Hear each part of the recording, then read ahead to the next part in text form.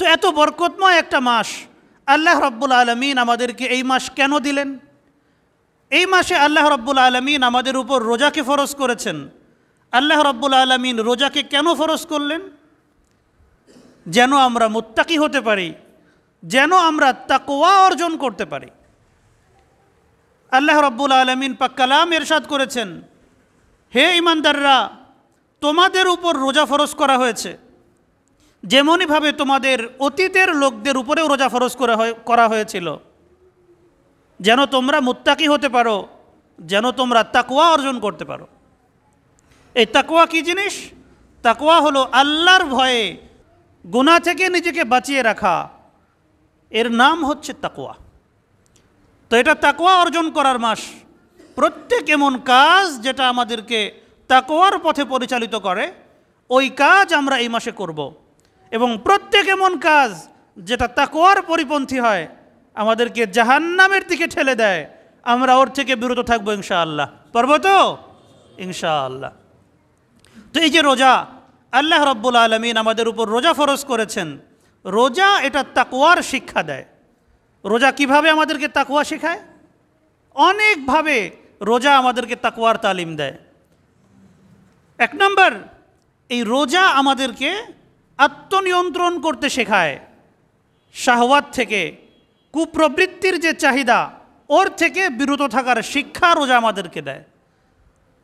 রমজান মাসে দিনের বেলায় পানাহার করা যায় না, স্ত্রীদের নিকটবর্তী হওয়া যায় না, অথচ মানুষ হিসাবে আমাদের তো খাবার দাবারের চাহিদা আছে, স্ত্রীদের প্রতি চাহিদা আছে, স্ত্রীদের স্বামীদের প্রতি চাহিদা আছে।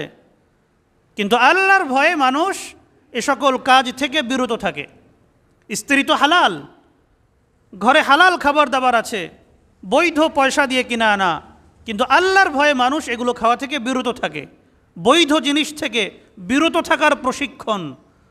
তো যারা এটা করতে পারেন, যারা আল্লাহর ভয়ে হালালকে ছাড়তে পারেন, আশা করা যায় তারা হারাম থেকে অতি সহজেই বিরত থাকতে পারবেন। 2 নম্বর, এই রোজা আমাদেরকে নিজেদের উপরে একটা মজবুত নিয়ন্ত্রণ এনে দেয়। কেউ আমার সাথে যদি অন্যায় করে, আমি যেন ধৈর্য ধারণ করতে পারি। কেউ অন্যায় করলে আমিও যেন তার সাথে অন্যায় না করি। গীবত শেকায়েত করা থেকে, জুলুম করা থেকে, হিংসা বিদ্বেষ করা থেকে বিরত থাকতে পারি, এমন একটা তালিম রোজা আমাদেরকে দেয়। আল্লাহ রসুল সাল্লাল্লাহু আলাইহি সাল্লাম ইরশাদ করেছেন, শোনো, রোজা হলো ঢালের মতো। ঢাল ততক্ষণ কাজে আসে যতক্ষণ সেটা ভালো থাকে।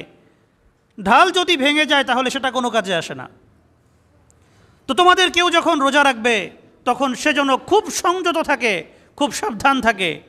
যদি কোনো ব্যক্তি তার সাথে বাজে কথা বলে, তাকে গালিগালাজ করে, তার সাথে ঝগড়া করতে আসে, মারামারি করতে আসে, তাহলে সে যেন বলে দেয় যে আমি তোমার সাথে এগুলো করতে পারবো না, আমি রোজাদার, আমাকে রোজার পবিত্রতা রক্ষা করতে হবে।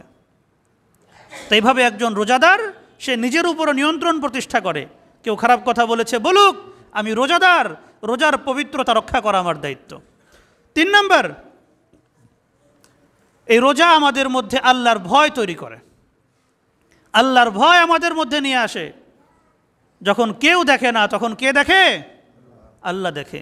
ঘরের মধ্যে আছি, একান্তে আছি, নিরিবিলি, আর কেউ নাই, চাইলেই আমরা গুনাহ করতে পারি, চাইলেই খাওয়া দাওয়া করতে পারি। ঘরের মধ্যে খাইলে কেউ দেখবে না, কেউ নাই, একান্তে আছি। কিন্তু রোজাদাররা খায়? রোজাদাররা খায় না। কেন খায় না? আল্লাহর ভয় খায় না। তো এই রোজা আমাদেরকে আল্লাহর ভয় শেখায়। রোজা আমাদেরকে ধৈর্যের শিক্ষা দেয়। কিভাবে ধৈর্যের শিক্ষা দেয়? সারাদিন রোজা রেখেছি, খুব ক্ষুধার্ত, খুব ক্লান্ত, খাওয়ার দরকার, সামনে বাহারি আইটেমের ইফতার সাজিয়ে বসে আছি, কিন্তু অপেক্ষা, কখন আজান হবে, ইফতারের সময় হবে, তারপরে খাবো, তার আগ পর্যন্ত খাবো না। কত বড় ধৈর্য! অন্যান্য সময় দেখা যায় যখন বাইরে থেকে আসি, কাজ করে এসেছি, ক্লান্ত শরীর, ক্ষুধার্ত, যদি ঘরণীদের খাবার বেড়ে দিতে একটু দেরি হয়, আমাদের অনেক রাগ হয়, অনেকের মাথায় রক্ত চড়ে যায় যে এত দেরি কেন, কি করো তুমি সারাদিন, কত রাগারাগি হয়ে যায়। কিন্তু রোজার দিনেও তো ক্ষুধা, ইফতার সামনে নিয়ে, বাহারি ধরনের আইটেম সামনে নিয়ে আমরা বসে থাকি, কিন্তু আমরা খাওয়া দাওয়া করি না। এটা ধৈর্যের তালিম, এটা সবরের তালিম। আর 4 নম্বর হলো, এই রোজা আমাদেরকে সহমর্মিতা শেখায়। আমাদের সমাজে হাজারো মানুষ তারা খেতে পাচ্ছে না, একবেলা দুই বেলা খাচ্ছে, অনাহারে দিন কাটাচ্ছে।